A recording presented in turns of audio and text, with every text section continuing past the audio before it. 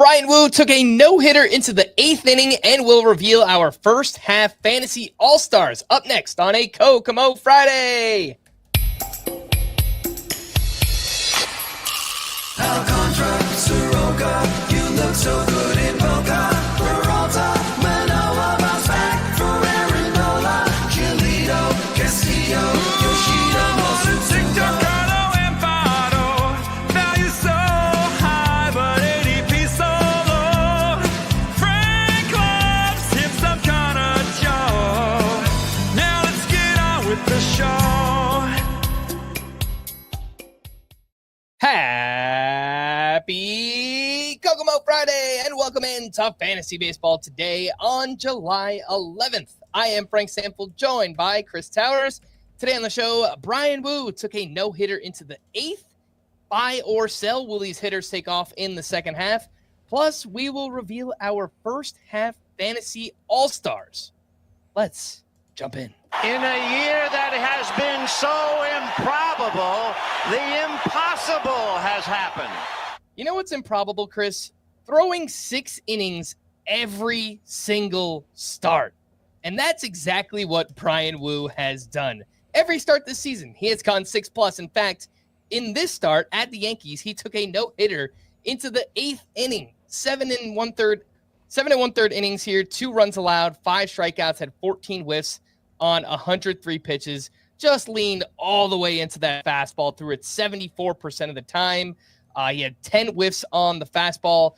The crazier part of this is that he had a no-hitter and a 5-run lead entering the 8th, and the Mariners lost the game. That's wild. How does that happen when you have arguably the best closer in baseball back there as well? So a wacky end to this game, but the beginning, at least the first 7 innings, were tremendous for Bryan Woo, who has just had an awesome first half. Yeah. Was there a question there? Oh, no, it's just like, do you want to talk about Bryan Woo? Go for it. It started at the end of last season, too. If you go back to the start of August of last season, he has gone at least 6 innings in 26 of his last 29 starts. Remember, Bryan Woo didn't pitch deep into games ever last season up until the end of the summer. He was always leaving starts with some kind of injury. And all of a sudden, over the last calendar year, I think it's a 3.03 ERA, 181 strikeouts in 195 innings, I think is what it is. He's averaging over 6 innings per start over the past calendar year. It's at some point, I think we might just have to accept that Bryan Woo's like a top 12 starting pitcher. He's certainly in that discussion. The consistency, even the strikeout upside. I mean, he only had 4 in this one, right? He had 5. 5 in this one, but the previous 3 starts, 8, 9, 9. So he does have some strikeout upside as well. I mean, this was such a fun start to watch because he basically only threw fastballs. And then when he faced Aaron Judge, he only threw sweepers, which I thought was an interesting wrinkle. Bryan Woo threw 103 pitches today. 76 of them were 4-seamers. 5 of them were sinkers. And then he only threw sweepers to Aaron Judge. He threw 10 sweepers. All of them were to Aaron Judge in this one. I think we can tell what the game plan was there. He's a remarkable pitcher. And what I really like about Bryan Woo, and I think what makes him really special, and I've made the comp to Zach Wheeler a few times, is that he's got this elite fastball, and he throws his fastballs a lot. Combined, Bryan Woo throws his 4-seamer and sinker about 70% of the time, 71% of the time. One of the highest marks in baseball, but this is not a case of a guy who doesn't have other pitches. His sweeper has a 40% whiff rate on the season. His slider has a 33% whiff rate. Those were both good pitches last year. The changeup generates a lot of weak contact. It's just he can throw his fastballs that often. And I think what's going to be really fun to watch as his career develops is, does he go in that Zach Allen mold and start to build out the arsenal, become less dependent on the 4-seamer and sinker? He doesn't have to right now because he's got really good ones. The arm angle that he throws from, the shape of both of those pitches, his 4-seamer just gets hit straight up in the air, and the sinker gets hit straight into the ground. I don't know if there's any pitcher in baseball who has a wider launch angle deviation between the four-seamer and sinker. His four-seamer has a 31-degree launch angle. You're not going to be able to do anything with that. And then his sinker has a negative 4-degree launch angle. That's crazy. You really just can't do anything with either of those pitches if he's executing. So he's just a really, really impressive pitcher. Yeah, and the craziest part, you bringing up, late last season, this starting late last season is right before all that, he had a bunch of arm issues, right? He left a bunch of starts early last season. He started last season on the IL. It was like forearm, elbow, and it kind of just felt like a ticking time bomb. Absolutely. And that's why I was scared off Bryan Woo this season. I wanted nothing to do with him. To your credit, you were still in because you said, all right, look, the talent's there. If he can stay healthy, he could have a huge season, and that's how it's played out. It's crazy. From August on last year, I don't know if you ever played Mortal Kombat, Chris, but it's like his arm turned into like the character Jax, that just huge metal arm. That's the arm that Bryan Woo has. Yeah. All right, I'm just going to throw 6+ innings every single time. I've got this metal arm. Nothing's going to happen. It's great. Yeah, just to add some color to that. So August of 2023, he goes on the IL with right forearm inflammation. March of 2024, he goes on the IL with elbow inflammation. June, he leaves a start with a right arm injury. Later in June, it's a hamstring, and then I think he also had a forearm after that. And then nothing since then. It's been remarkable. Like, he could not stay healthy. It kept being an issue. And look, maybe it will be an issue at some point in the future. He's a pitcher. He has had, I want to say he had, Bryan Woo actually might be like the biggest success story for the internal brace procedure, because I think when he was drafted, he had the internal brace procedure, or maybe he had it in college. So there is a history here that, I think is the primary thing keeping Bryan Woo out of that top 12, but he's as good as anyone outside of that ace tier. I think he's in that like Max Fried, probably even better than like Framber Valdez, just from a performance aspect. Framber, obviously, I think a little more projectable. I think the whip will be better. ERA probably similar for both. Probably similar, but yeah. He's kind of become a better version of George Kirby. Yeah, I think that's totally fair with as little batters as he walks. Obviously, the volume that he gives you. Yeah, Bryan Woo has been awesome. He ranks the top 15 starting pitcher for all three of us rest of the season. All right, Chris, over to you. Your player of the night, Spencer Strider, who kind of had a mixed start here. What do you think? I mean, it was a very good start, right? It was 11 strikeouts over 6 2/3 innings. He did give up 3 runs, 3 walks. I kind of just think this is more or less who Spencer Strider is. And, the stuff is like 87% of the way to what it was in 2023 when he was the best pitcher in the world. The command, I think maybe the command was never great, but his stuff was so good that it didn't matter. And so, you look at the overall picture right now, and it's a 3.93 ERA. And even since the start of June, it's like I think it's around there, like a 3.80 ERA. Let me see if I did that math earlier. Yeah,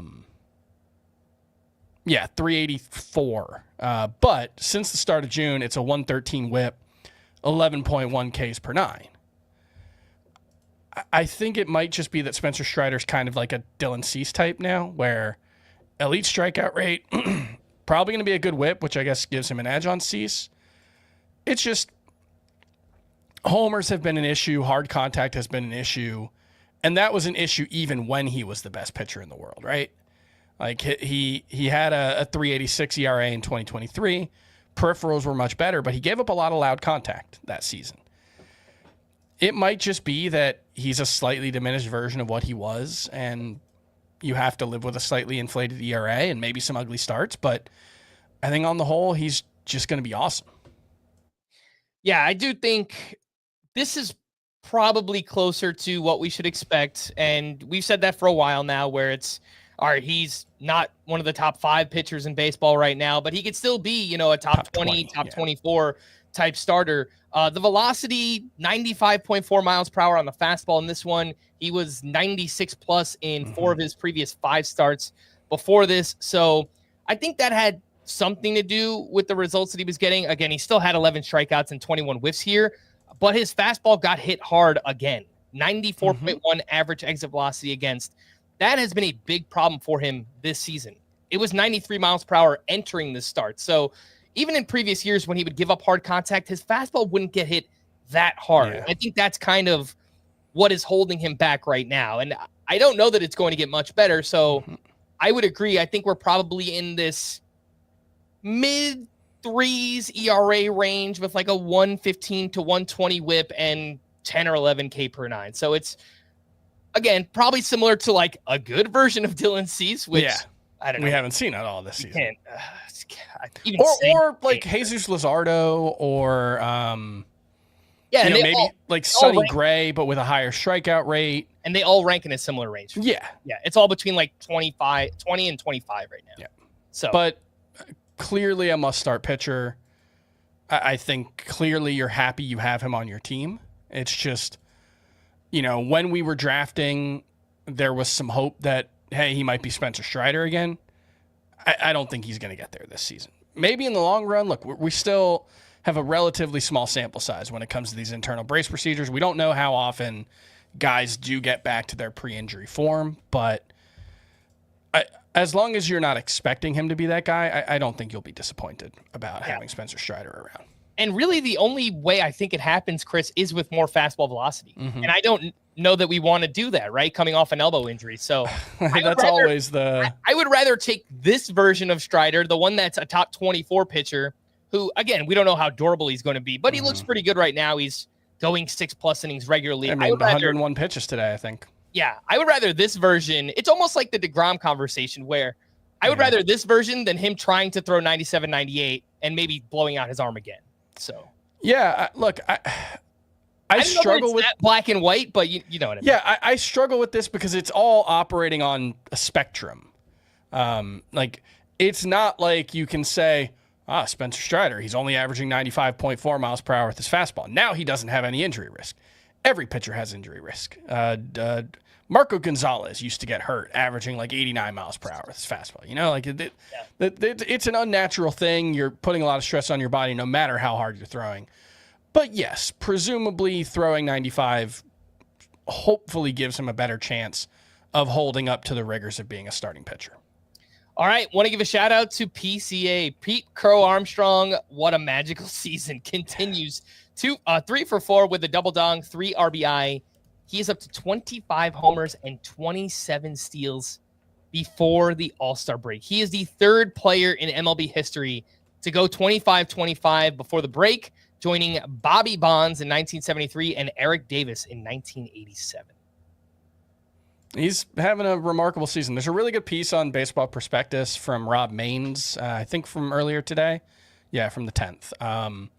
Just kind of going over how rare it is to be as good as Pete Crow Armstrong has been this season with as bad of plate discipline as he has. And it just, you get some comps in there that I think are pretty interesting, like Alfonso Soriano, where, like, if Pete Crow Armstrong is just Alfonso Soriano, is anybody disappointed? Or that's an awesome player, right? Like, I do feel like people might take that as a criticism of Pete Crow Armstrong, but no. Alfonso Soriano, people have to go back and look at Soriano. Go. But he had a 40 homer, 40 steal season, and he had another season where he came a home run short of 40-40. Alfonso Soriano was a perennial first-round pick, despite really, really bad plate discipline. So if that's what PCA can be, that's a pretty awesome player. Yeah, and an amazing defender on top of that, right? With Pete Crow Armstrong. So, is he the NL MVP right now? Oh, I think he leads the NL in wins above replacement. Jeez. I guess it kind of depends on what Ohtani can do as a pitcher. If we get like 40 really good innings from him in the second half, that could be hard to overcome. But yeah, right now he's a half win above Shohei on the according to on Fangraphs. Fangraphs. Yeah. Yeah, Tucker kind of, not that he fell off, but I mean his defense. Yeah, I mean he's still on pace for like a 7.5 win season. Yeah, it's awesome stuff. I mean, yeah, if the season ended today, he probably is the MVP. So it's man, just a magical season there for PCA. Yeah. Before we hit our first break, just a reminder that you can listen to both FBT and FBT Express on Spotify. If you're watching on YouTube, you can scan that QR code. That will bring you right to the FBT Spotify feed. And big thanks to those watching live on YouTube. Make sure to hit the like button and subscribe here as well. Let's take a break, and we'll be back right after this.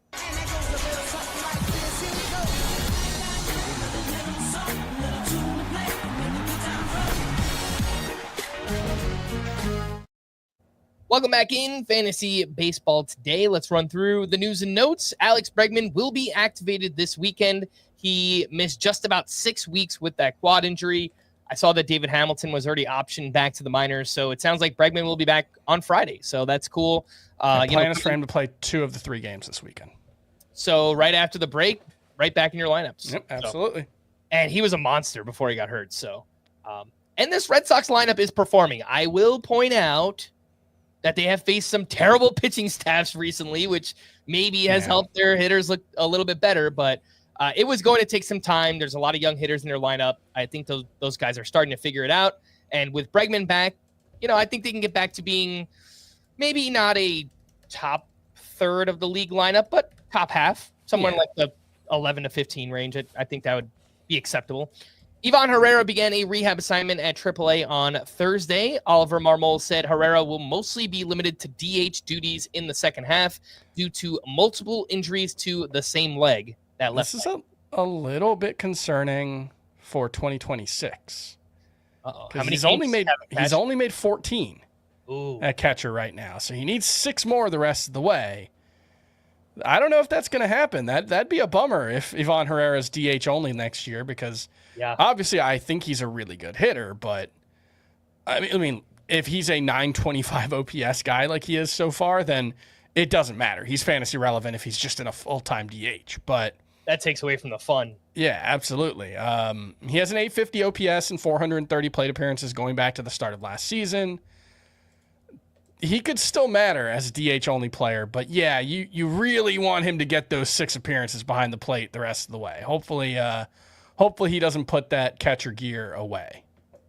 All right, Dylan Cruz threw from the outfield on Wednesday for the first time since going on the IL with that oblique injury, and it sounds like he could be back within a few weeks. This must have been a pretty severe oblique injury, Chris, because since May 20th, I mean, we're talking about 2 months. I know usually it's 4 to 6 weeks. I guess if it lingers, it could be 2 months. But man, this is a rough oblique injury for Dylan Cruz. It has completely derailed his season. The Astros are promoting their top prospect, Bryce Matthews, from AAA on Friday. He's 23 years old, a first-round pick back in 2023. 73 games at AAA this year, hit 283 with 10 homers, 25 steals. That also comes with a 30% strikeout rate. So 5% rostered. Obviously, there's power and speed potential here, Chris. I also just don't know how much he's going to play. So, yeah, that's the question here. He's played a little bit of outfield, but mostly he plays the left side of the infield. Has he played second base much? He's played mostly second base this season. Mostly second base this season? Okay, I guess it was more shortstop the year before. Okay, so yeah, maybe he can fit in there. Or maybe, they move Jose Altuve over to left field or back to left field. I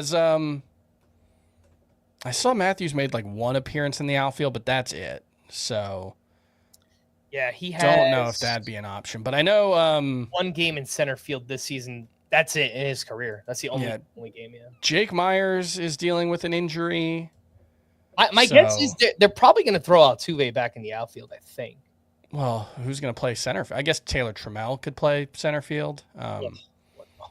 Jake. I was about to say what a mess, but the Astros are killing it right now. Yeah, Jake Myers.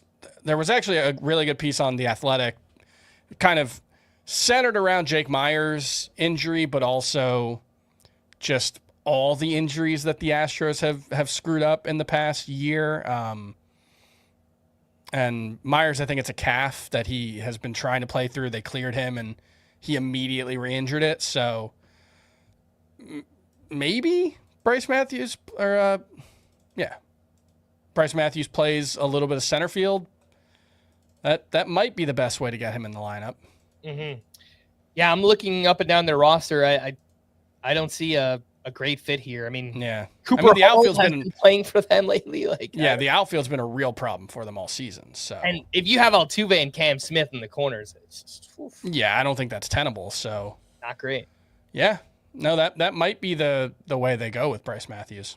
Yeah, we'll see. If he plays this weekend, then I think he's a name in deeper leagues that, maybe you do want to throw a couple bucks on and fab on Sunday, but it will come down to the playing time for him. Christian Walker has been reinstated from the paternity list, and Shea Whitcomb was sent back to the minors. I don't think the Astros are ever going to give Shea Whitcomb a chance. Doesn't seem like it. Seems like someone who gets traded for like a middle reliever. And, he crushes he's crushed the minors, but they just don't play him. Feels a little like Miguel Vargas-y. Yeah. Michael Busch, too, kind of. Clark Schmidt will officially have Tommy John surgery on Friday.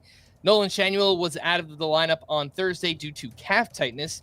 Eric Fetty will remain in the Cardinals rotation for now, starting Saturday against the Braves. And this prompted me to look up what's going on with Quinn Matthews in the minors. Mm-hmm. Just a huge step back this year. I know he had a shoulder injury earlier this season. He went on the IL. Control has been a problem. Velocity is down.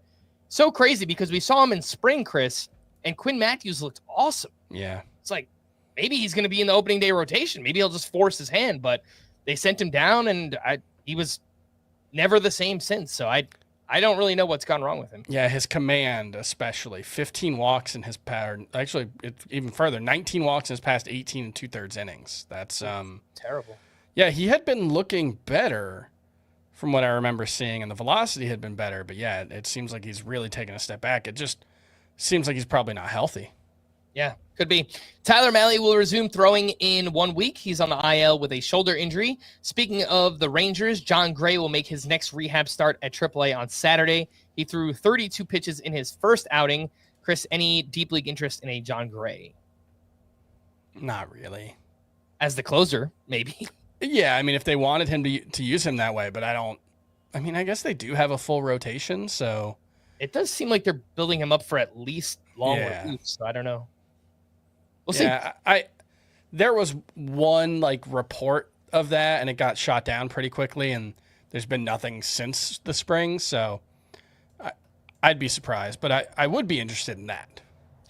Well, Chris, it turns out we were just a day early talking about the home run derby because there is not 6 participants. There are 8 now. We needed one more day to find out. It's just the way it played out was just very weird. But here we go. The field has been set. Ronald Acuna, Byron Buxton, Junior Caminero, O'Neill Cruz, Cal Raleigh, James Wood, and the last 2, Brent Rooker and Jazz Chisholm, who wanted to get in, got in. Yeah, so I'm looking at the odds from FanDuel now on the home run derby. I was hoping because he's hitting 200 that O'Neill Cruz would have the longest odds, but no, they are also aware that he hits the ball harder than anyone in baseball. So O'Neill Cruz actually has the best odds at plus 330. Really? Cal Raleigh at 370. I don't think that's going to work. What's he going to hit? Lefty or right? Have they said?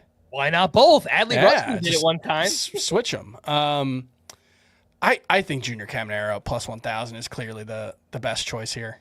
Really? Yeah. He has the second longest odds. You can talk yourself into anybody on this. Oh yeah, absolutely. But he's got the highest bat speed in baseball. I'm pretty sure he's on a 40 homer pace. The power comes easy for him. He's young. The stamina should be there. I think the plus 1,000 on Junior Caminero. That's the way to go. I still think I want to go with Big Dumper, man. It's just, look, the home run derby is a crapshoot. It's impossible. Last year, Randy Arozarena, nobody saw that coming, and obviously he went super far into it. Like Acuna, I think Acuna could easily absolutely. win this thing, Although he's been in the home run derby a couple times before. I can't remember how he's done. Has he? Yeah, I think this is his 3rd. I don't remember him ever being in it, but I'm wrong. Well, they're also playing in Atlanta, a little advantage, Chris. I don't know. We'll see. But no, I think I think Caminero and Cruz are the two best bets. All right. First trade of July, the Rays acquired reliever Brian Baker from the Orioles for a competitive balance pick, 37th overall in this year's draft. And he immediately gave up a couple runs and took the loss in that game. That's such a tough thing to do. That is so. Like trade for someone the day of and then throw him out there. Yeah. And he gave up 3 runs in a 2-run game. Yeah, it was 3-1 at the time. He gave up 3 runs and took the loss. Other trade rumors right now, several teams interested in Edward Cabrera. Sounds like the Mets and the Cubs are at the top of the list. And apparently the Padres and Rays are interested in Sean Murphy. Please, for the fantasy gods, do it. So we could free up both Murphy and Drake Baldwin and get maybe 2 top 15 fantasy catchers. Padres make sense. Rays are weird just because I would assume that they would want Danny Jansen to go back the other way because I think they gave him like a $9 million contract. So, yeah, that Padres seem more likely. Please get it done. Yes, please. Let's run through some waiver wire hitters from Thursday's action. Cedar Rafaela has been solid. 2 for 3 with 2 RBI, his 12th steal. 38 games since May 27th.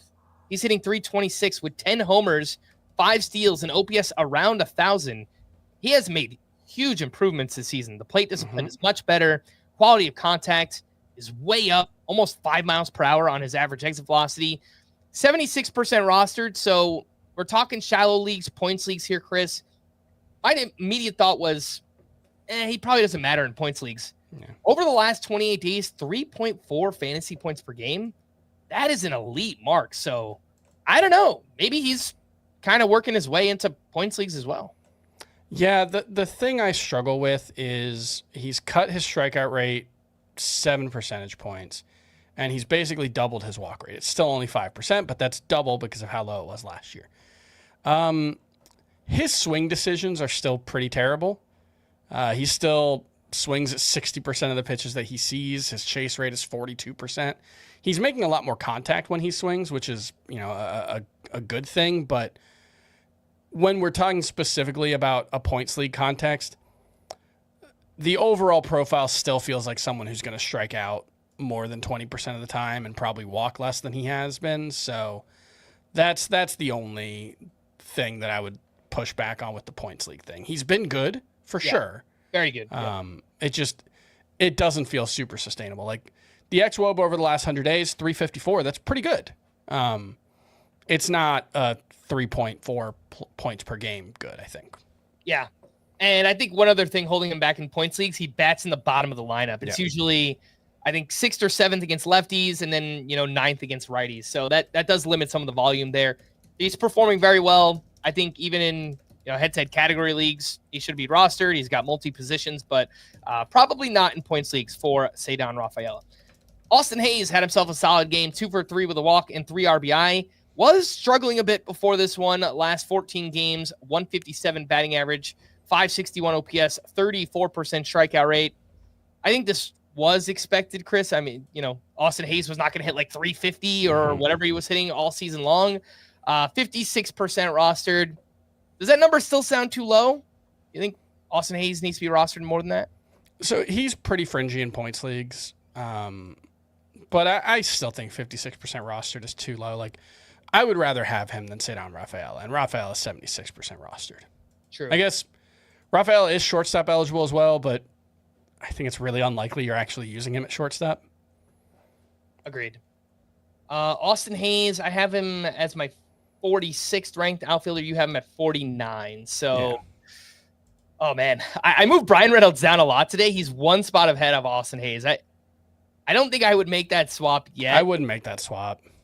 But Reynolds has been so bad, man, so bad. I know there's a track record here, but like the Pirates start to sell. It's just, I don't know. It's just the vibes are bad in Pittsburgh, man. But if they sell, he's probably a part of that. Maybe. I think he has a few more years left on his deal. He's kind of a weird player to trade because he's really bad defensively. And obviously his numbers are down this season.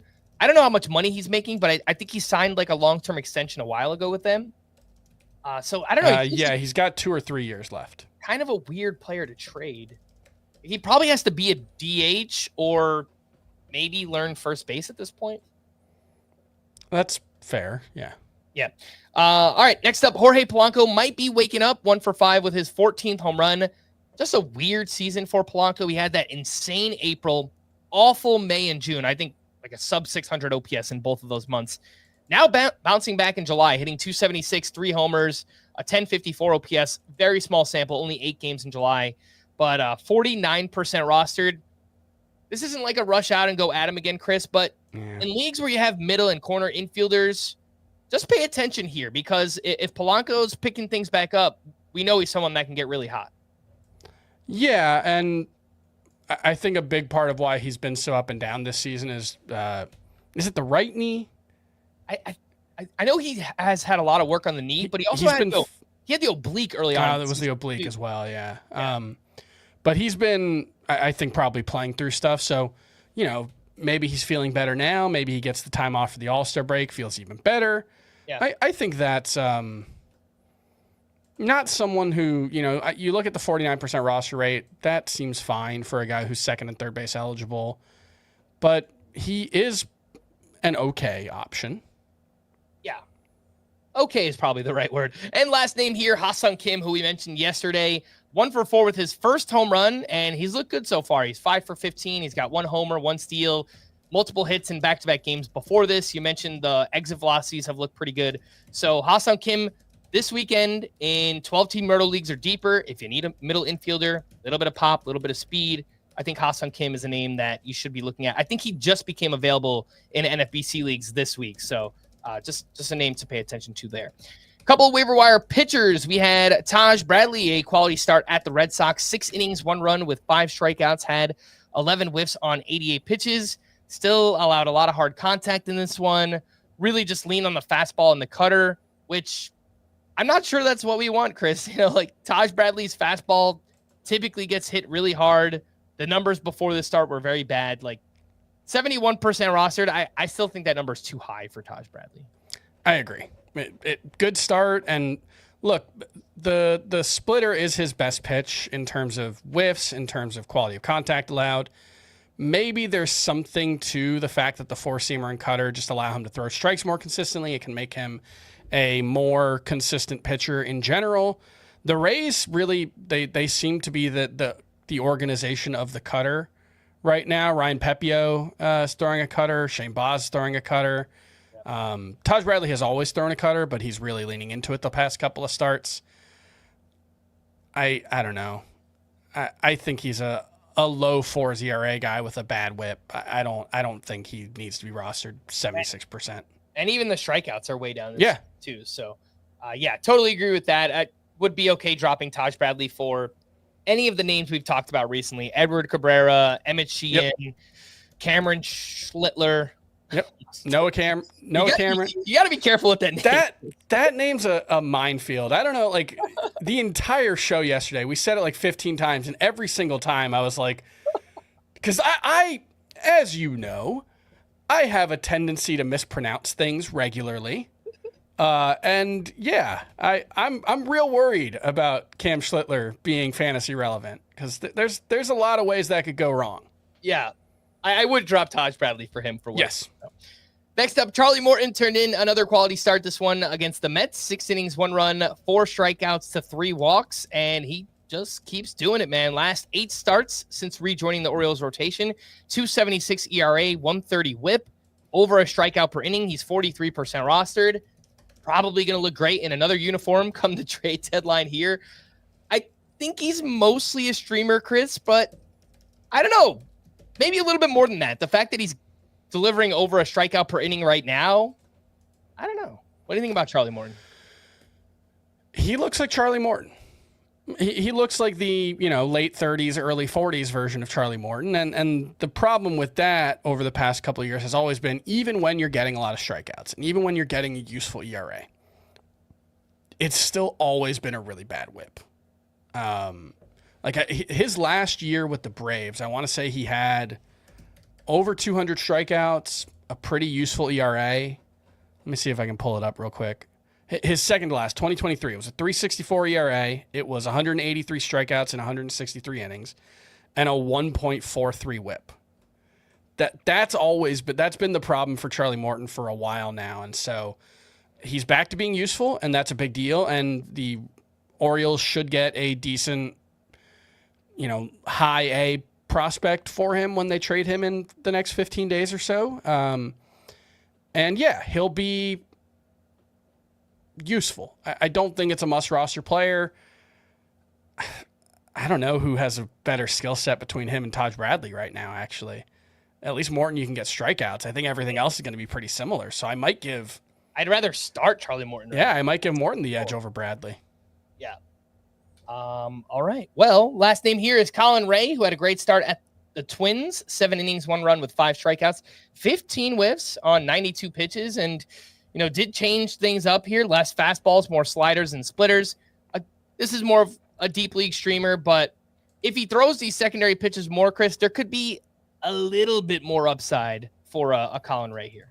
I only care about Colin Ray if he has a good matchup in his next start, and I don't know what that looks like yet because the Cubs have not set their rotation yet. They open the second half versus Boston, versus Kansas City, at Chicago. So, if it works out that he starts, Monday against the Royals and has a 2-start week, yeah, I think Colin Ray could be worth picking up.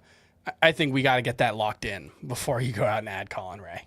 All right. Well, let's take our final break. And when we return, a quick buy or sell, and then we'll reveal our first half All-Stars right after this. Hi. Novocaine? Novocaine! Novocaine is now streaming on Paramount Plus. You're gonna love this. Oh, you're strong! It's wildly entertaining and an absolute blast. I'm in. Novocaine, rated R, now streaming on Paramount Plus. All right, welcome back in Fantasy Baseball today. Let's run through a little buy or sell. Is there a big second half incoming for these hitters? Chris, what do you think? Gunnar Henderson, a nice doubleheader, 4 for 6 with his 11th home run. Buy or sell? Big second half. Buy.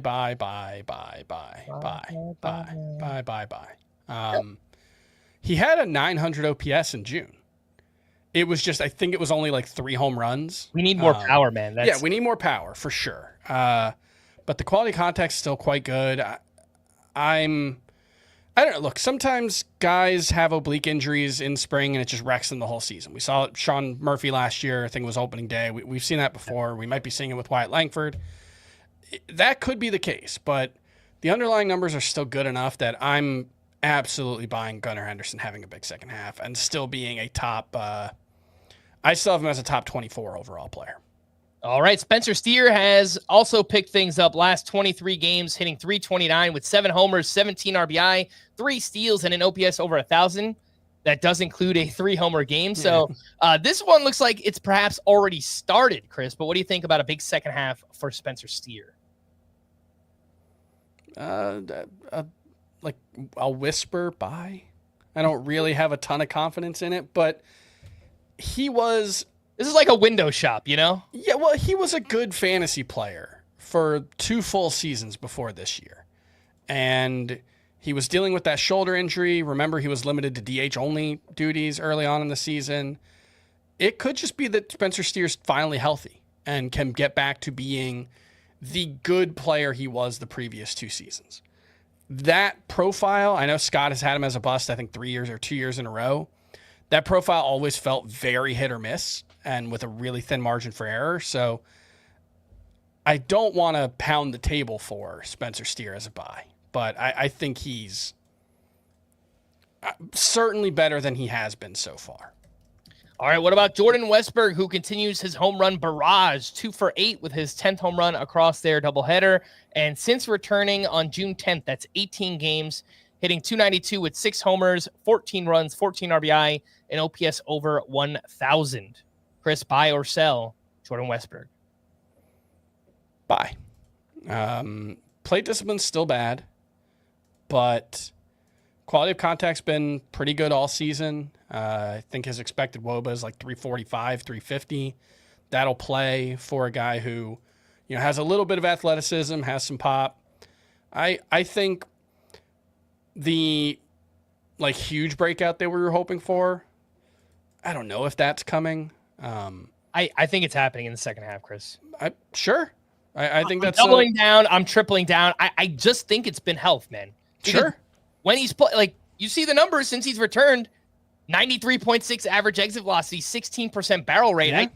I think he's awesome. I just think if he could stay healthy for the second half, we can get, I don't know, 15 plus homers, 6 to 8 steals, something like that. 280 plus batting average. I think it could be a really big second half here. Okay. Yeah, you've talked me into it. Bye Jordan Westberg. One of my sneaky thoughts was maybe the Orioles can actually make some noise in the second half, but I just think they're too far. It's too far gone. Yeah, their pitching is just still too bad. Their pitching has actually been. You could talk yourself into, all right, if they keep Morton, Kramer's been okay. If they get anything out of Grayson Rodriguez, get anything out of Zach Eflin, right? But that was the same case coming into the season. So. I want to say, there was a piece on Fangraphs about the Orioles, and I think in June they had one of the lowest ERAs in baseball or something. I'm pretty sure they have a solid record since their interim manager took over. I don't even know how to look that up, but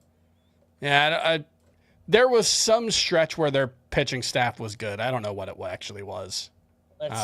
Tony Manzolino's. They're 8 games under 500, and you're gonna have to win 86, 88 games to make the playoffs in the AL.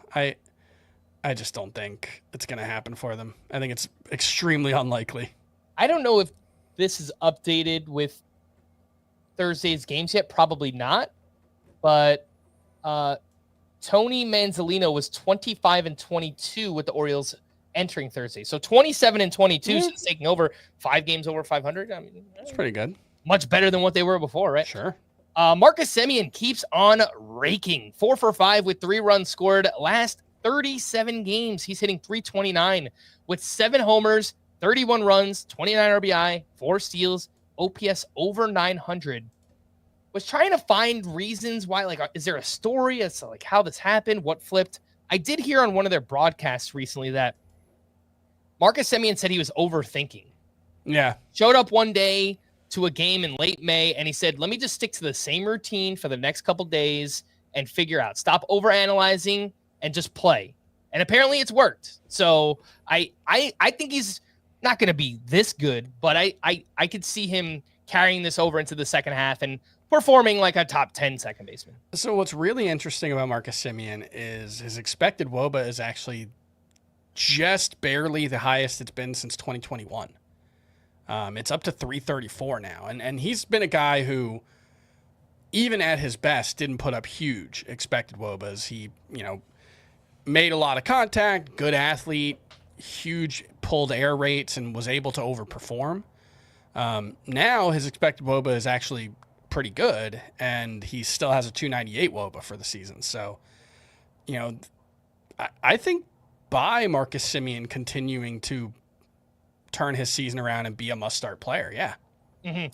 Next up, Nick Kurtz, another clutch home run. This one off Dylan Lee, left-handed pitcher for the Braves, to tie the game in the 8th inning.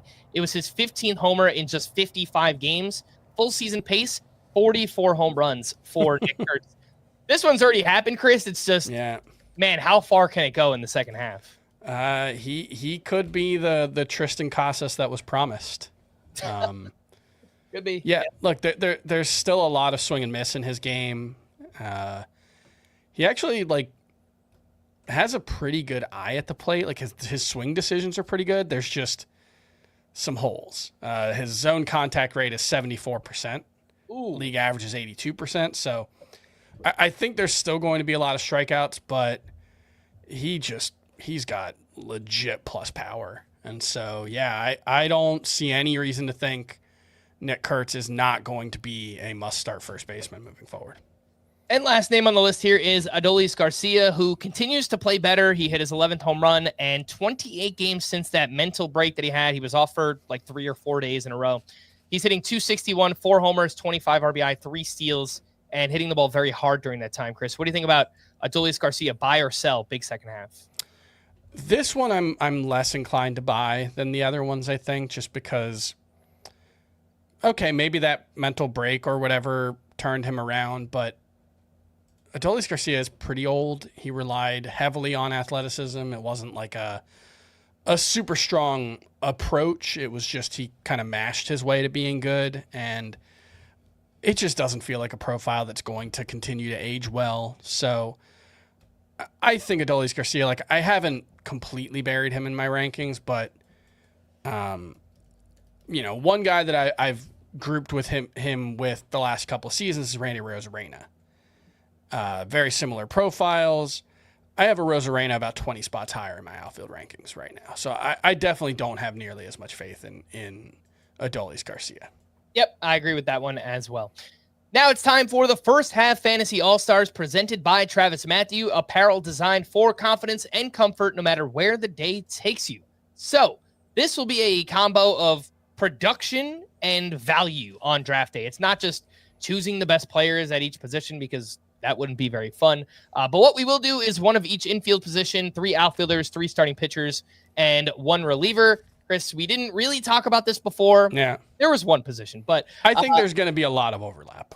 And I think there should be. That will just kind of hammer down. Just eyeballing, I think we have the same catcher, first baseman, and second baseman. All right. So I guess let's just start and keep this thing moving. Chris, who is your fantasy all-star at catcher first half? The most valuable player in fantasy this season has been Cal Raleigh. Just from what you invested to get him and what he's given you, there's no question. He's the number 3 player in fantasy right now. And he's closer to Ohtani in value than Ohtani is to Aaron Judge. Is that based on points leagues, Chris? I was looking at Fangraph's auction calculator for Roto. Got it. So, all right, because I'm looking at their player rater, unless I'm looking at the wrong thing. But 12-team 5x5 Roto leagues, Cal Raleigh has been a $46 player, and Ohtani has been $39, according to what I'm looking at. But because he's the second or third best player. Cal Raleigh has more home runs than him and only has 3 fewer stolen bases. That's the one thing. He has, at the catcher position, Cal Raleigh has 19 more homers than everyone else, 18 more runs, 18 more RBI, and 4 more steals than anyone else at the catcher position. It's not just the best catcher in fantasy. He's a legitimate threat to win AL MVP, and he's having one of the best seasons ever by a catcher. If he actually continues this pace, it's probably the best season by a catcher ever. When you take into account, this guy also won the Platinum Glove last year, I'm pretty sure. Yeah, we're in agreement there. Did want to give a shout out to Hunter Goodman. Obviously, the honorable mention. The number 2 catcher in fantasy right now, 17 home runs, 280 points and Roto, I believe. And his ADP before the season was outside the top 300. Yep. So huge value on Hunter Goodman, but has to go to Cal Raleigh. What about over at first base? Who do you have there? There are a couple of options, although nobody stands out quite as much as you would like. But I think Michael Busch is the option. He is up to 297, I think, in batting average. He's got, 17, 19 home runs, something like that. 18 homers. Still gets some time off against tougher lefties, but he's the number 3 player at the position in Roto leagues entering the second half. And his 401 expected WOBA is the 16th best among all hitters. Not at first base. That's everyone. It might not be a fluke. I think Spencer Torkelson also has a case to be made. I think Tyler Soderstrom did, but obviously he's fallen off. He's heating back up. Nick Kurtz might get there. He could. Yeah. What he's done has been really impressive. So, but I think the biggest thing for Michael Busch is the batting average. He's just so far ahead of the other breakout first baseman in batting average, while the power's been fairly comparable. All right, we're in agreement, Chris. 2 for 2. I had Michael Busch here as well. And I actually liked him a lot during draft prep season. And then I backed off once they signed Justin Turner. Yeah. So I blame the Cubs as the reason why I didn't draft more Michael Busch this season. So screw you, Cubs. Why'd you have to go and do that? All right, what about second base? Kind of uninspiring position. They don't have a player who's returned more than $17 of value in 12-team Roto leagues this season. Who is your all-star at second base? Yeah, the number 1 player at second base, at least in Roto. I don't think Brandon Lau is the number 1 player in points. No, he's the 6th best in points leagues. Yeah. But in Roto, he's number 1, and this is another one where you look at the preseason value. He was 213.2 in ADP at NFC drafts. He was the number 20 second baseman drafted. And, some of the guys ahead of him, Jackson Holiday, Michael Garcia, Nico Horner, they've all been pretty good, but Brandon Lau's been better, and he's stayed healthy at least, until about 4 days ago. Hopefully this ends up not derailing him, because the issue for Brandon Lau has always been playing time. Playing time because he struggles to stay healthy. And we've been right. Like, we talked a lot this preseason about Brandon Lau and the fit in Tampa and all that. And you and Scott were all over this one. He just has to stay on the field, and he has a position best 19 homers. Yep. So we're 3 for 3. It's kind of a boring exercise, Chris. We have all the same answers. I will say, even though he was by far the highest drafted player at the position, if Ketel Marte had not gotten hurt, he would be the pick here. He's been so good. Yep.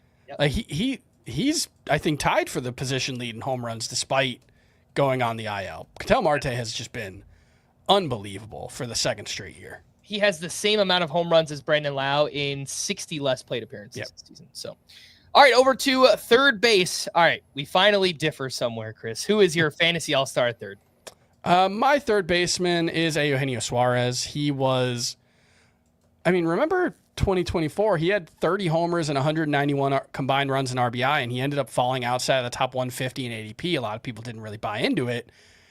He has one fewer home run already than last year. I did not realize he had already gotten to 29 homers. Contract year, looking for one final payday. He is 2 RBI behind Seiya Suzuki and Aaron Judge for the MLB lead. He's been a top 20 player in Roto and even ranks 18th among hitters in points leagues. Eugenio Suarez, I know there's been a little bit of inconsistency, but the overall numbers are just outrageous. I also consider Junior Caminero and Michael Garcia. Michael Garcia, I'm doing this for the newsletter tomorrow. Michael Garcia is my honorable mention for second base, but he's your pick for third, right? He's my pick, yeah, because this is the position he's played most this season. He does have multiple positions for fantasy. Garcia, he has second, third, shortstop, and outfield, actually. But his preseason ADP outside the top 200. He's currently a top 7 third baseman in both Roto and points leagues, and he's just become more of a complete player. We knew he always hit the ball hard, but now it's translating more into batting average. Mm-hmm. He's got some speed. He's got a little bit of pop. 305 batting average, 8 homers, 18 steals. He's not the standout the way Suarez has been, but he has been a big return on investment. So he is my pick at third base, Michael Garcia. Shortstop, lots of fun options, Chris. Did we go with the same one again? I don't think we did. I will say, if not for the rib injury, I think Jeremy Pena would have been the clear option. Agreed. He was having a real breakout, 322 batting average, career highs across the board on pace. I went with Trey Turner, who I know was a pretty high pick, but the biggest thing for me is just he had 19 steals last season. He hasn't had more than 32 since 2019.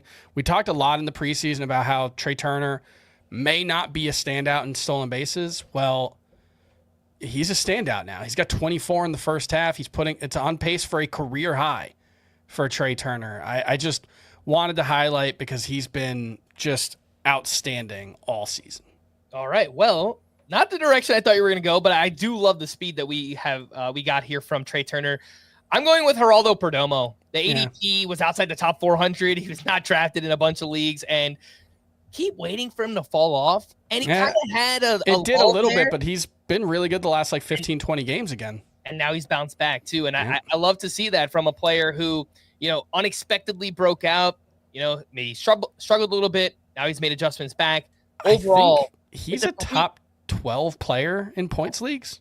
The counting stats, Chris. Overall, not 65 RBI, lead the position. That's crazy. More than Ellie De La Cruz. It's crazy. And more 55 than Bobby Witt Jr. It's crazy. 55 walks to 49 strikeouts, 13 steals. He's having an outstanding season. I still don't really buy it, but I've been looking dumb on Geraldo Perdomo all season. Yeah. I traded him, I think, after the first month of the season in Tout Wars for Jonathan Aranda. And at the time, I felt pretty terrible because Perdomo just kept killing it. Perdomo still has been better, but I think it's kind of been a win for both sides. I think Aranda has been pretty good too. But yeah, Perdomo, I thought, maybe you would take Jacob Wilson too. He's had a huge season here. He's just been a little bit more banged up recently. He's dealt with, some hamstring stuff, and then he had a hit by pitch, but it's huge first season. Kind of a one category standout. He's given us a little bit of pop. It's 6, 7 home runs. 9. Not really any steals. 9 home runs. Okay. And the counting stats are pretty good. 42 and 43. He's got 5 steals. So, he's on pace for 15, 10 and 75, 75 with an awesome batting average. So, it's what we said about him kind of being Luis Ariz. He is doing that, but he's better. Even with a little bit more fantasy upside. So it's a more dynamic version of Luis Ariz for sure. All right, Chris, 3 outfielders. Let's keep this moving. We got to wrap it up. Very tough to choose. Aaron Judge is leading the majors in batting average. He's, I think, 1 or 2 home runs and 2 RBI. Or no, he's tied for the RBI lead. He's 4 runs short, and he's 2 home runs short of the major league record or the major league lead. There is a legitimate chance that Aaron Judge is going to lead the majors in runs, RBI, home runs, and batting average, which has not happened since 1956 when Mickey Mantle did it. So, yeah, a Triple Crown? Yeah, an MLB Triple Crown has not happened since Mickey Mantle in 1956. Clear best player in fantasy by a large margin, I think. Then P. Kerr Armstrong, top 5 hitter, unbelievable player. I went with James Wood for the number 4 spot or the number 3 spot. He has been, I think, a top 15 player in fantasy, top 8, number 7 player right now in Roto. Probably pretty good in points too, I would guess. I know the strikeout rate's a little high, but he walks a lot, which certainly helps. So, yeah, James Wood, it's kind of wild because he's still not fully developed yet, and it's scary to think about what it could look like when James Wood really locks in, because he's on a 40 homer, 25 steal pace right now. We went 2 for 3 on this one. I've got Aaron Judge in here as well. He was a top 3 player drafted this season, but having another historic year. P. Kerr Armstrong, the ADP was 127.4. Generational miss by all of us. Get that out of the way. 25-25 in the first half is just insane. And then I went with Byron Buxton, whose ADP was 225 before the season. Pretty much just written off, and I get it. So many injuries. He is a top 5 outfielder in Roto right now. 3.9 fantasy points per game, is tied for 3rd with Ronald Acuna. It's behind only Judge and Tucker. 20 homers, 17 steals. You said it recently, Chris. I mean, we were robbed of the prime of Byron Buxton. Well, he's given some of that back right now because we are getting to see what he can do when he's healthy. And right now, it's been a top 5 outfielder in fantasy. Yeah, he was my honorable mention for the newsletter. I also did a utility spot, and I threw George Springer and Andy Pages in there. So Springer for sure, too. I got 6 outfielders in there. It's kind of cheating. All right, what about starting pitchers? We have 3 each here as well. Tarek Skubal, Max Fried, and Hunter Brown. They're all, I think, top 5 pitchers this season. They were all picked in the first 10 rounds, but Fried and Brown were both outside of the top 100 in ADP. They have clearly outperformed that. And then I know we're talking value to a certain extent, but hey, Tarek Skubal wasn't the number 1 pitcher drafted in most leagues. And as good as you feel about having Paul Skeens on your team, that was a mistake. Tarek Skubal's better. Yeah. Tarek Skubal, I just didn't choose him because he's done everything you wanted to. He only has a $3 lead on the next second best pitcher. So he's returned $38.7. Zach Wheeler, $35.3. So Skubal has been amazing. Obviously, he's worthy of this. I chose Max Fried. The ADP was 96. Many people were scared off from recent elbow, forearm injuries, including me. You and Scott were not. So again, shout out to you guys on that. He stepped into a team with a ton of pressure, big contract. Garrett Cole out for the year, and he has just shoved. Yeah. Perhaps the front runner for the AL Cy Young Award right now. Hunter Brown. Hunter Brown's right there. Brown is my other pick here. Full on breakout. He's throwing harder. He's getting more whiffs. 2.21 ERA, 0.94 whip, more strikeouts than Fried. I think it's going to be a pretty close race between those two down the stretch. And this one you would have never predicted. This is funny. Matthew Boyd. Yeah. 323 ADP entering this season. He is currently the SP 13 in Roto, SP 16 in head-to-head points, with a 2.52 ERA, a 107 WHIP. Even the underlying numbers have kind of gotten better recently. Yeah, 9 wins too. 330 FIP, 324 X ERA. The strikeouts have dipped down a little bit, but 9 strikeouts over 5 innings his last time out. He's just been money for the Cubs this season. Pitches for a good team. The win potential should be there. I don't think he's going to be this good. I think maybe it's like a mid-3s ERA, but and he needs to stay healthy. That's been a big problem for him, but huge season for Matthew Boyd. And what about your relief pitcher? I think we're in agreement on this one. We both went with Andres Munoz. Despite his blown save on Thursday. Blew the save on Thursday. I don't know if you saw he was tipping his pitches, it looked like. I think Cal Raleigh talked about it. He's had really good at-bats against him. Yeah, Cal Raleigh said the Yankees were, quote, not being discreet about picking up Andres Munoz tipping. And there's a video of Cody Bellinger on second, I think, when Austin Wells is up. And Cody Bellinger goes like this. They were not subtle about the fact that they were picking up on his tipping. And look, that's hide your signs, hide your tells better, you know? That's legal. They didn't even have to use a trash can to do it. Yeah. It's kind of crazy. But yeah, he is 1 save short of matching his career high. He had a 104 ERA coming in, 34% strikeout rate. Andres Munoz was the number 9 reliever in ADP. He's closer to number 1 right now. Josh Hader's actually been the best reliever by a wide margin, but Andres Munoz, for where you drafted him and what you expected, has been phenomenal. And I'll just throw the honorable mention out here for Chris Bubich, who was the 134th pitcher taken on average. In Roto right now, he's the 22nd most valuable pitcher. Yeah, for sure. I know it's been a little bit rocky recently, but man, those first 12, 13 starts were awesome from Chris Bubich. I'm actually going to change my answer on the fly here, Chris. My fantasy all-star at relief pitcher is actually Mariners manager Dan Wilson. He is my pick because without him, none of this is possible. Scott Service the past couple of years refused to just use Andres Munoz as a closer. Dan Wilson steps in, and he has finally unleashed Munoz, full-on closer. He's got 21 saves, over a strikeout per inning, ridiculous ratios. Thank you, Dan Wilson, for doing the right thing. But by the way, we did neglect to mention a fairly obvious candidate for American League Cy Young, Tarek Skubal. Oh, duh. he's probably Almost the forgot. favorite. He's probably the favorite for American League Cy Young. Yeah, I don't know. For most of the year, everything I listen to is like, oh, Max Fried is the AL Cy Young. No. 2.02 ERA, 0.81 WHIP for Tarek Skubal, and he's second in the majors in strikeouts. He's the front runner, I think. Yeah, you can go ahead and slap a homer tag on that one. Yeah, Skubal is the front runner, and he has two other really good pitchers chasing him there as well. Those were the first half Fantasy All-Stars brought to you by Travis Matthew, apparel designed for confidence and comfort no matter where the day takes you. The last couple of weeks, I've flashed some of the new polos I got from Travis Matthew, a floral print one, part of their active collection. I'm back to the Yankees graphic tee here, extremely lightweight, comfy material. Reminder that if you go to the Travis Matthew website, you can find a bunch of MLB team apparel on their website as well. Chris, what do you have? What do you got going on over here? Really, I love this. It's kind of a little too hot for it in July, but I've got the AC going, so it's okay. This really comfy, like crew neck sweater. I really like. Yeah, I like the color too. It's like an aquamarine type green there. So very nice. Big thanks to Travis Matthew for making clothes for any occasion that are not only comfy but stylish as well. Let's wrap up here with some leftovers, Chris. And nice game for Ellie De La Cruz, who went 2 for 4 with 2 runs and his 23rd steal. Awesome season for him.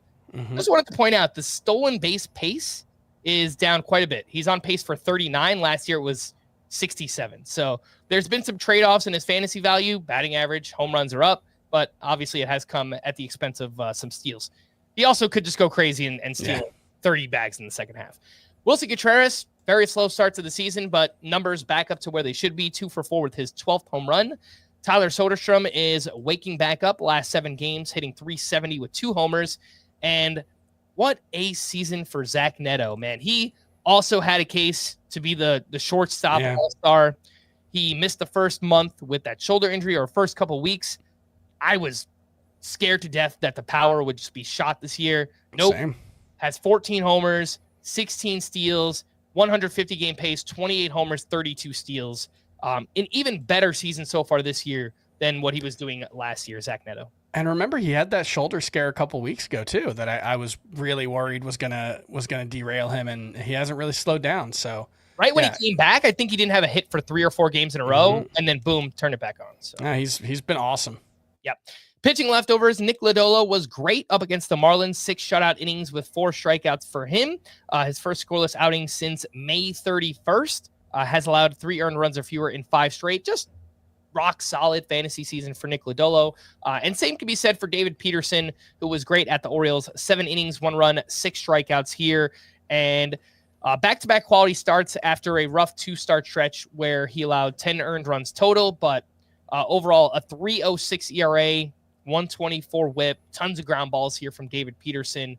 Anything to add on him or Nick Lodolo? I am going to slap the sell high tag on both David Peterson and Nick Lodolo because with Peterson, I think the biggest case is just the peripherals don't quite match the ERA, but I guess they're okay.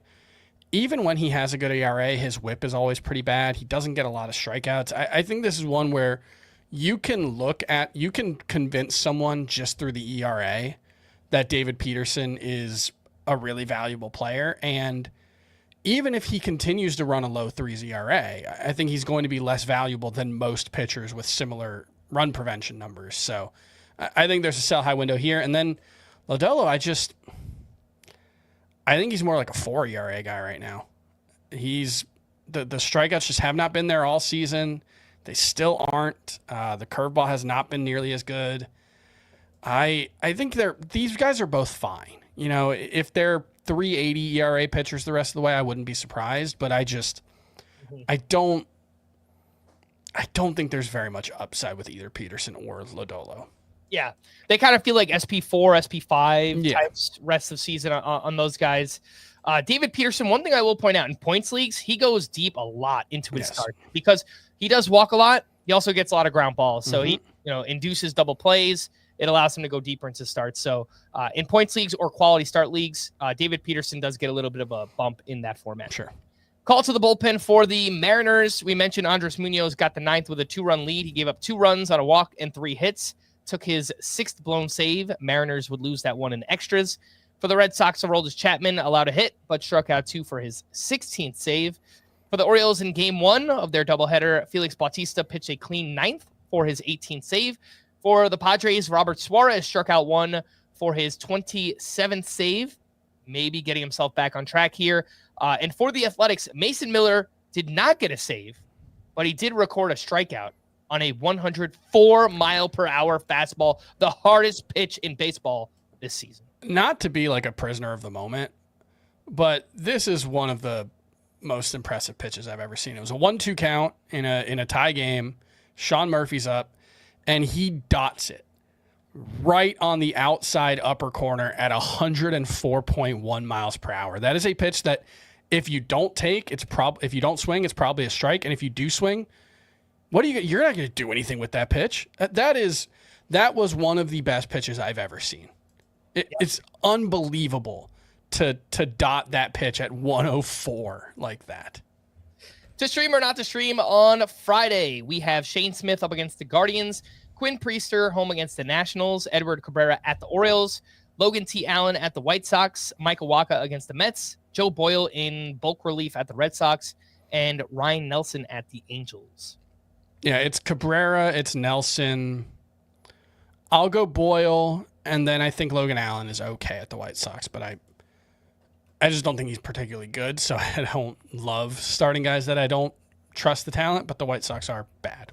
Yeah, I agree. I like Cabrera, Nelson, Joe Boyle, and if you're just looking for a quality start, I think Michael Wacha could be fine to get that done. Sure.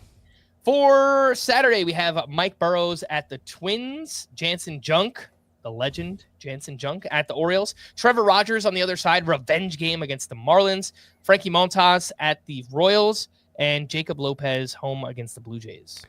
I have seen some pushback from some pretty smart people on Jansen Junk and our collective dismissal of him. I don't really buy it, but the results have been excellent lately. I Come on, think Chris, him and Trevor. you're allowed to be a homer on this one. Come on. Him and Trevor Rogers are fine streamers. I don't have a lot of faith in either of them necessarily, but they have good matchups and are pitching well. And then Jacob Lopez, I don't love the matchup versus Toronto. The past couple of starts have not been great. So I'd prefer to stay away from Jacob Lopez.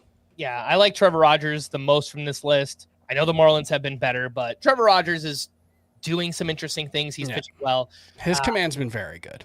I'd probably go with Lopez second, but the Blue Jays really do not strike out against lefties, so it's kind of a tough matchup there. And then on Sunday, we got Brian Bayo up against the Rays, Nick Martinez. Actually, against the Rockies on the road, but it's in Great American Ballpark. He got crushed by the Marlins this week. I can't do it, man. Brian Bayo against the Rays, Noah Cameron against the Mets, Simeon Woods Richardson pitching better lately up against the Pirates, Joey Cantillo at the White Sox, and Jeffrey Springs home against the Blue Jays. I can see Martinez and Cantillo having good starts given the matchups. I don't necessarily trust the talent in either case. I actually like the talent for Noah Cameron, but I don't like the matchup versus the Mets. Yeah. I think Bayo and Martinez are my two favorites. I think I would go Bayo, Cameron, and then Joey Cantillo. I don't think Cantillo will go very deep, but I think he could get a good amount of strikeouts against the White Sox. We are going to wrap there. For Chris, I am Frank. Thanks as always for tuning in to Fantasy Baseball today. Please make sure to follow and leave a 5-star rating on Apple or Spotify. And we will be back again next week. Bye-bye.